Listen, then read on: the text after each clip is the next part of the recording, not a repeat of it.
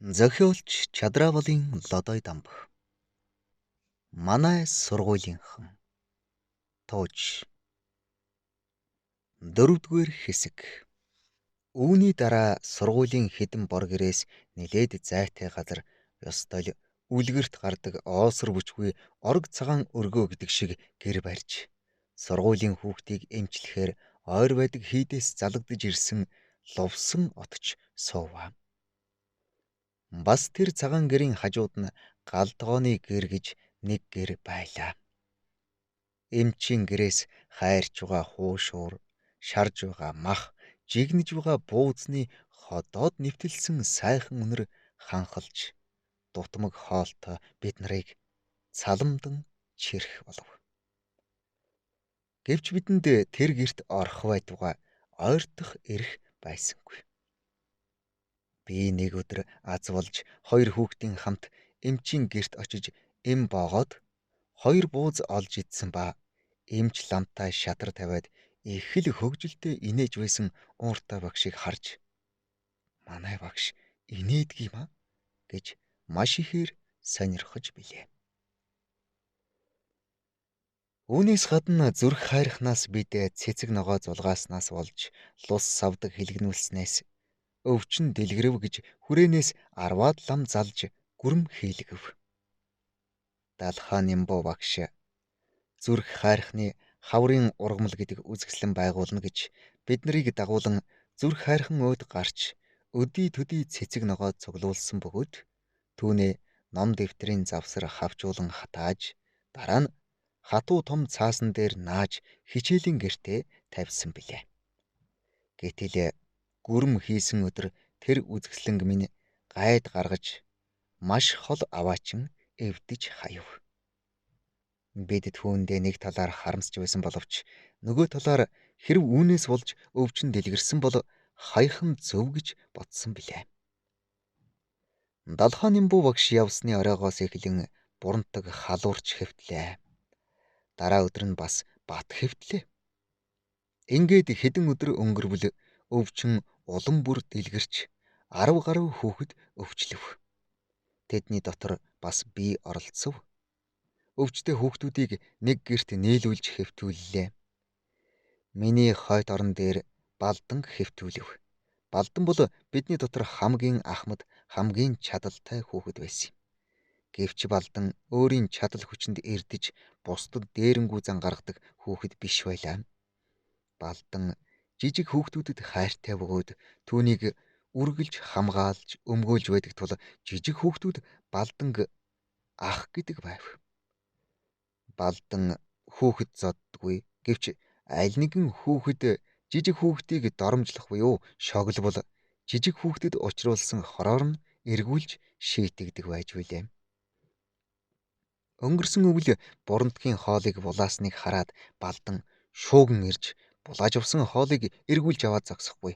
Бас миний өөрийн минь хоолыг авч хүүхдүүдэд хувааж өгөөд жижиг хүүхдийг дарлавал ийм байдгийн ойлгов уу гэж хэлсэн билээ. Балдан ширүүн цагтаа хэцүү авч гэмгүй хүнд хоргүй гэдгийг би сайн мэдэх бөгөөд Балдантай халдаж нөхөрлөвл сайн хүн гэж сурагчид ярьдаг тул дэргэд хэвтсэн минь аятайхан санагдаж байлаа. Харин миний урд талын зэрэгцээ орон дээр нөгөө бурантаг хэвтсэн яршигтай хэрэг байлаа. Бурантаг гэр орон аав ээжийнхээ тухай зогсолтгүй ярьж заримдаа уйлаад болдгүй тул би муу байхад түүнтэй зэрэгцэн хэвтнэ гэдэг нажидтай зүйл юм. Гэвч батаас хол хэвтсэн явдал надад их л завшаа мэт санагдаж билээ. Бат бол зүгээр огт байдаггүй ба сэрүүн байвал ярьж дуулж унтаж байвал зүүдэлж хашгирч босон харааж байдаг яршигтай хүүхэд байлаа.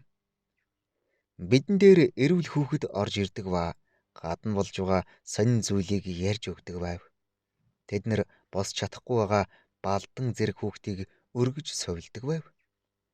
Манай сургууль хичээл хийх юм болоод эрүүл хүүхдүүд өдрийн турш тоглох буюу хийдэд очиж лам нарын ажил хийдэг байв. Ингээд тэд нар олсон боов яотонгоосоо хүртэл бидэнд илүүчлэн өгдөг байлаа. Заримдаа бидэн дээр лувсан отч ууртай багшийн хамт орж ирээд бэлтцээж монцгойсон хуруугаараа судсыг барин зузаан зөөхтө онгор нүдэ анивчлан чагнаж угаад явдаг байлаа. Лувсан отч ингэж ирэхдээ хяазтай улаан торгон дээлтэй, өргөн шар гариг бүстэй, жижигхэн шар шавгартай орж ирдэг бөгөөд баруун гартаа том ширхэгтэй хүрэн модон ирэх барьж шажигнуулан явдаг байлаа. Нэгэн өдөр тэр хоёрыг орж ирэхэд хүнд байсан Балдан хүчлэн өндийж "Эмчээ, би эмээ шамдаж уух юмсан" гэж дорой дуугаар хэлв. "Болохгүй ай хүү минь. Отж манлын аршааныг сүсгэлэн хүртэж чадвал багтахгүй. Зурсан тавилан үүлийн үр үнэхээр заяагдаагүй юм бол отж манлын аршаан багтахгүй. Ганцхан сүсгэлж хүртэх хэрэгтэй" гэж лувсан отч хэлв. "Даалхаа Нимбу доктор авчирч гийгүүлнгээд явсан шүү дээ" гэд ууртай багш хүйтнээр инээмсэглэв. Бурхан минь. Доктор гэдэг чинь огтлох хагалхаас л өөр юм хийдгүй юм. Миний танд нэг хүн толгоон хий шар өвчтэй байсан юмсан. Тэгээд надаар эмнүүлж овоо болсон юм. Гэтэл мэнгэн голлож хүрээ ороод докторт үзүүлсэн чинь гэдсийг хаглаад түүнийгээ даалгүй талигаач болсон гэдэг. Уммайны бадмихом. Хүний амь гэдэг мөн бүх зүйл. Гэдсийг хагалж хаад байхад нь нүд нь гялалзаж, ам нь ангалзаж байсан гэнэвлээ. Бурхан минь. Доктор ирвэл энэ хэдэн хүүхдийн минь л зовоочих байгаа да. Засаг ийм болсон хойно яа гэхэв? Үүлийн үр зурсан зурган л мэджтэй гэд лувсан отч нүдэ гялалзуулан залбирв. Ууртай багш хөмсгөө зангируулан биднийг харж ажиглан байснаа отчид гарах дохио өгөхөд отч алгуур эргэж өрдөөдөл цовралдан гарч явсан билээ. Тэр хоёрыг гарснаас хойш бид хэсэг дуугүй байцгаав. "Доктор ирвэл яадаг билээ те" гэж хэлсэн чулууны дуу хүн бүхний бодлыг хөдөлгөн нам гүн байдлыг эвдэв. "Би яасан ч үзүүлэхгүй. Үзэх гэвэл тэр доктортой зодтолтно. Яадгийн заавал зодтолтно" гэж бурантаг хэлээд хөнжлөө засч нөмрөөд цааш хөрвөлдөн эргэж үүд рүү харлаа. "Би хагалсан ч хамаагүй үзүүлнэ" гэж Балдан зүүдэлж байгаа ярьж байгаагийн айлн ч мэддэхгүй бүдэг хэлв. Балдангийн энэ үгэнд бурантаг цочин хэрэгж "Балдан ахаа, чи битгээ үзүүл. Би чамайг үзүүлэхгүй" гэж хэлээд ойлов. Балдан хариу дуугарсангүй. "Би ч хагалахгүй бол үзүүлнэ" гэж дорж хэллээ. "Заавал хагална гэж байна шүү дээ. Чи отчгоон хэлснийг сонссонгүй юу?" "Би л үзүүлэхгүй" гэж чулуун хэллээ. "Доктор гэж ямар хүн байдаг бол? Би үзэж байгаад сайн хүн бол үзүүлнэ, муу хүн бол үзүүлэхгүй" гэж бат хэлв. Бид цөм докторт үзүүлэхгүй үзүүлнэ гэж удаан ярилцав. Тэгээд яванда яриа маань хувиран докторийн тухай маргацгаав. Тэр орой эрүүл хүүхдүүд бидэн дээр удтал орж ирсэнгүй. Шөнө орой болж ирсэн хүүхэд өнгөрсөн орой ууртай багш бүх эрүүл хүүхдийг дагуулan уул хадаар явж их л юм ярьсан тухай бидэнд сонирхолов. Ууртай багш даалхааны буу багшийг эрдэм номтой сайн хүн гэж магтаад "Баг балчраас болсон юм уу? Аль хүүхэд өвдөд байхад доктор залахгүй отч залуу гэж хэрэгт холбогдно гэж айсан юм уу? Юу ч л гэсэн доктор авчирхаар явсан. Ер нь доктор ирвэл Та нарын хэнийг ч хагалж огтолж магад. Тэр үед би та нарт хэдийгээр хайртай авч та нарыг хамгаалж чадахгүй. Та нар хагалуулах эсгээ өөрсдөө мэдэх хэрэг. Бас үндэ та нарч эрүүл улс болохоор явахдаа гүйж зүгтаагаад тарчхаж чадна. Харин өвчтөе нөхөд чинь хөөрхий байна гэж ярьсан ажээ. Энэ үгийг ярьж байхдаа ууртай багшийн маань нүдэнд нулимс цэйлгэнж байсан гэж зарим хүүхэд ярив. Зарим хүүхэд ууртай багшийн нүдэнд нулимс байгаагүй. Харин зүгээр нүдээ арчиж байсан гэж ярив. Доктор ирвэл сайн. Манай ахын эхнэрийн авгаах 4 жилийн турш сохор байгаад докторт очоод хараатай болоод ирсэн. Тэгэхэд одоо хонио хариулдгийм гэж эрдний хэлсэн үгэнд олон хүүхэд итгээгүй гэж ярив. Хэсэг хүүхдүүд ярилцж байгаад докторт үзүүлэхгүй. Албаар үзэх гэвэл гэрээ буулгаж униа бариад нутагтаа харина гэж тогтсон тухай ярьлаа. Миний халуун их болж ухаан минь орж гарan дэмэрдэг болов. Бас бусад өвдсөн хөөгтч дэмэрч ээж ах дүүгээ нэрлэх буюу элдв холбоо утгагүй юм хэлэн хашгирдаг байлаа. Нэгэн өглөө сэрээд харвал ууртай багш отч хоёр орж ирээд Балдангийн орны дэргэд зогсон шивнэн ярилцж байснаа хөдлөлгүй шүдээ 100 ярвайгаад унтж байгаа Балданг хөнжлөөр нь битүү хучаад гарч явлаа. Тэд нарын гарснаас хойш удалгүй сургуулийн галч тоогооч хоёр орж ирээд Балданг хөнжилд нь боож аваад явлаа. Би юу болж байгаагийн учрыг олж чадлагүй байтал Балдангийн цаад талд нь хэвтжүүлсэн дорж ихэр татан уйлж байхыг сонсов. Би өндих гээд чадсангүй. Гэвч толгоогоо тэр зүг рүү эргүүлж хараад чи гэрээ санав уу гэж асуулаа. Дорж нусаа дотгош татснаа. Чи мэдэхгүй байна уу? Балдан маань үхчихсэн. Сая аваад гарсныг чи харсангүй гэж юу? Гэд бүр янгэнтэл ойлов. Хаанаас Балдан үхдэг юм бэ? Хүн үхэхээр чинь гэрийн өрхийг бүтээдгийм байхгүй юу? Манай өвөө аавын гэрийн өрхийг нэг бүтээчихсэн байсан. Тэгээд дараа нь өвгөн аав чинь талийгааж болсон гэж хэлсэн. Манай гэрийн өрхийг бүтээгээгүй байна. Тэгэхээр Балдан маань үхээгүй шүү дээ гэж бат хэлв.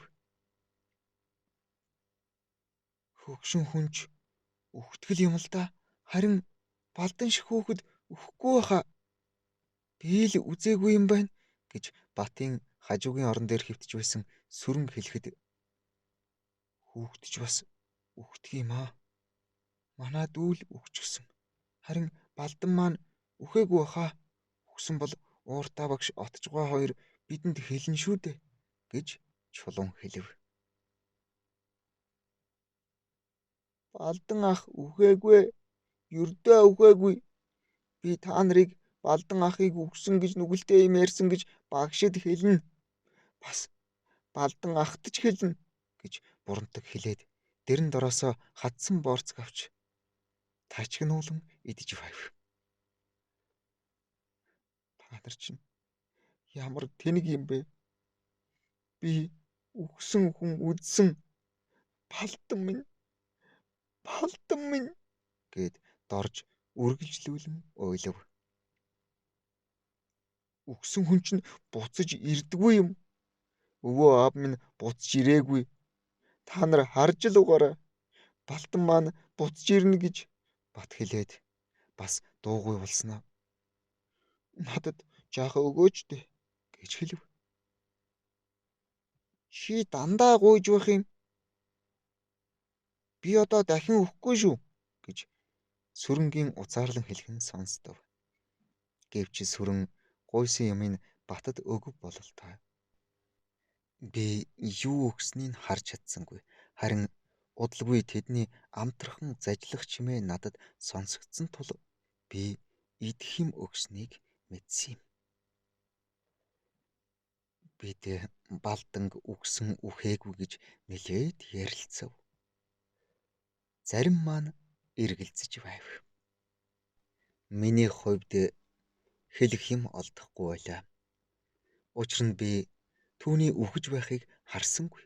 Бас юу болоод түүнийг хүнжилд нь боож аваад гарсныг ч мэдсэнгүй билээ. Зөвхөн аваад гарснаас үгсэн гэж хэлж боломгүй байв. Гэтэл хүнжилд нь боогоод авч гарахад хөдлөхгүй бодоход үгсэн байж магад гэж санагдана. Ингэж эргэлзэж байхад дорж зогсолтгүй уйлж байлаа. Балдан ахыг үгсэн гээд уйлаад байгаа юм уу да? Ямар нүгэлтэй юм бэ гэж бурандаг зэмлснээ өөрөө ч уйлчихв. Ингэж угаад бид бас өхүүл яах вүлээ гэж чулууны хэлэхэд "Гүшэр шиг би өхгүй" гэж бат хэлээд уйлахад нь бид цөм уйлалдав. Нэг хэсэг эхэр татан уйлсан дуу гэрийн дотор хөг нийлэлдэн үргэлжлүүлж байв. Миний ээж уйлах бол муу ёр гэж хэлсэн. Миний ээж сайн хүн шүү.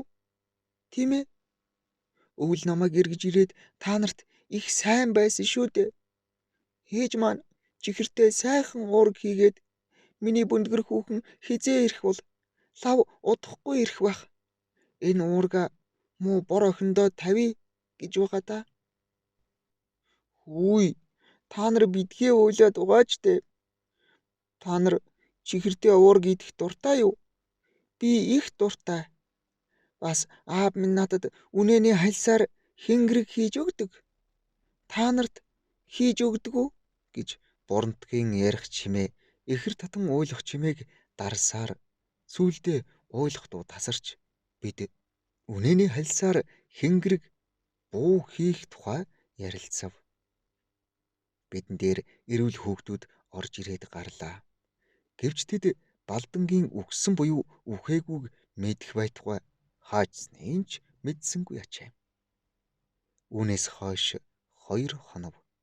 Гэтэл Балдан эргэж ирсэнгүйгээр барахгүй Балдангийн эцэг ирээд түүний хэвтэж байсан орон дээр нүрээ даран сууж байснаа гинт хөдөлж 2 гараараа толгой руугаа зогсоод жолоогүй шаав. Балдангийн аав өнгөрсөн өвлөх хүүгийн эргэж ирээд хүүтэйгээ зэрэгцэн сууж гэр орныхоо байдлыг ярьж байснаа өврөөсөө хэр болсон бичиг гаргаж ирээд нөгөө авгахаас чинь ирсэн ном бичээч 10 дангуугаар уншуулъя гэсэн чинь нутаг холдоод явж чадсангүй. Миний хүү уншиж чадах уу гэж асуугаад Балданд бичгээ өгөв. Балдан тэр бичгийг аваад шууд дэлгэснэ.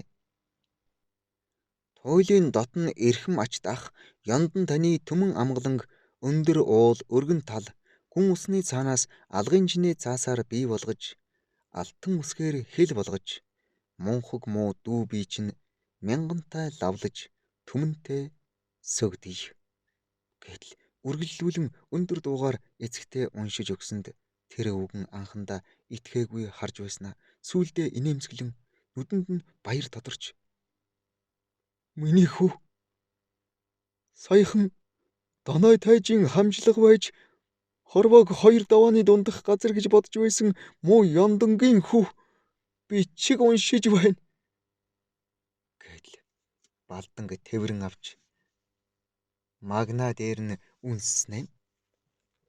"Ойлов хүүгэн би харъя" гэж босож инээмсэглэн зогсож байгаа Балданг тал бүрээс нь баяртайгаар харж угаад "Одоо манай нутгийнхан миний хүүг бичээч Балдан гэж нэрлээд л бичиг номоо уншуулах гэж олон олноор ирнэ дээ" гэд учир тоймгүй инээснэ. Бид нар руу харж "Та нар бас уншиж чадах уу?" гэж асуулаа. Бид зэрэг "Уншиж чадна гэж хэлснээр барахгүй зарим маань өндөр дуугаар ном уншиж өгсөнд өвгөн гайхан Сэтгэл татсан сайхан инээмсэглэлээр инээмсэглэн зогсож байснаа. Ийм олон бичээч гэж мөн байдаг аа гэж хашгиран бид бүхнийг ширүүн сахалтай хашуугаараа үнэрлэн үнснэв. Одоо бид чинь захиа уншуулах гэж хэдэн өртөө газар явхаа болох цаг болсон байна гэж хэлж билээ. Дараа нь бид үздэг хичээл уншдаг номоо ам булаалдан ярьсанд яндангуй ямар нэгэн ёр бусын боловч итгэхээс аргагүй зүйл сонсч байгаа мэт заримдаа гайхан толгоогоос ижлэн заримдаа итгэл гэрэлтсэн гинэн сэтгэлээр инээмсэглэж байв. Балдангийн эцэг явхдаа хүүгээ хацар дээр нь үнэртэн үнсээд сэлэм жад адгийн зэвсэг цэцэн мэргэн дээд зэвсэг эдээр баян адгийн баян эрдмээр баян дээд баян гэдэг юм шүү. Миний хүү их эрдэм сураарай гэж хэлээд мориндоо мардан сүүл хөдөлгөн шогшиж явхад нь бид хойноос нь харан удтал зогссон билээ. Гэтэл яндангуй хүүгийнхээ хоосон орон дээр суугаад толгой руугаа хайр найргүй цохиж байхад нь нөгөө сэтгэл татсан сайхан инээмсэглэлийн өчүүхэн туяач харагдсангүй. Харин олон оны ширүүн салхи хурц наранд гандаж борлсон хүрэн царай нь хөрзийн цайвартаж хацрыг нь дагаж тунгалаг нулимс жирвэлзэн урсаж байгаа булгийн ус шиг тасралтгүй урсан. Зарим тусал нь дээлийн ингэрлүү тусалж, зарим нь өтгөн сахалтай уруулын давж ам руу ороход түүнээ шимэн залгиж байв. Тэгээд түргэн босч гүйж гараад гэрийн хаяанд "Ви хөөрхи үр минь чамаас ингэж сална гэж хэн мэдлээ. Хайрын хүү минь би ихэд чинь юу гэж хэлдэг вүлээ. Талигаач минь хүү минь би чинь яадаг вүлээ" гэх зэрэг үглэн ойлон гашуудан байх нь бидэнд сонсогдов. Талигаач. Үнийг сонсоод бид Балдангийн үгсэнтэй аргагүй эвлэрсэн билээ. Балдан талигаач болсон. Балдан үгсэн гэдэг нь бидний сэтгэлийг эрс өөрчлөв. Бурантаг "Балдан ах минь" гэж хашгиран уйлаад бүр босон харайсныг галчгүй орж ирээд арай гэж хэвтүүлв. Хүүхдүүд цөм уйлалдав. Ганцхан бат Балдан үгсэн, Балдан үхээгүй гэдэг хоёр бодлын хооронд эргэн заримдаа уйлвч, заримдаа Балдан үхээгүй баха гэсэн асуултыг тавьж байлаа. Үхчихсэн. Хамт ном үзэж, хамт хоол идэж, инээлдэж тоглож байсан Балдан маань үхчихсэн. Дэрэгдэх орон дээр минь хэвтэж байсан Балдан минь үхчихсэн гэж бодоход нүдний минь нулимс аяндаа асгарч байв. Би үхэхгүй. Би ээжтэйгээ хоёулаа байдаг. Би том болоод далхай нимбуу багш шиг эрдэнэтэй хүн болж ээжигээ тэжээн гэж чулуун уйлах зуураа хашгиран хэлв. Та нар битгий үхэл яриад угаач дээ. Би айгаад байна гэж бат хэлээд босон гүйж доржийн өвөрт орлоо. Бидний хэн ч үхэх дургүй байсан билээ. Ер нь хүүхэд өсөж дэвшиж байгаа зүйл болохоор үхэл гэдгийг сэтгэлдээ бүхэлдэн тусган авч чаддаггүй.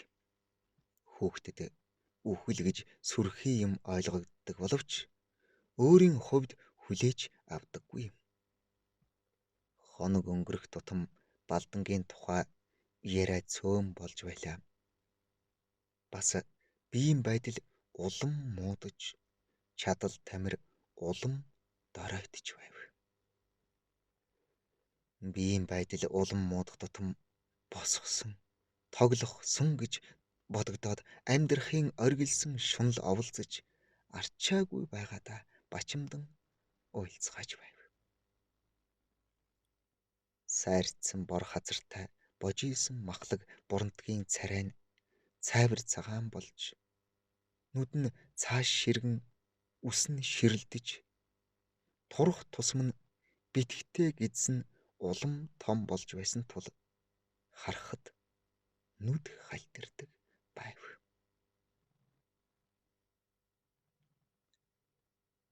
Дөрөвдүгээр хэсэг төгсөв.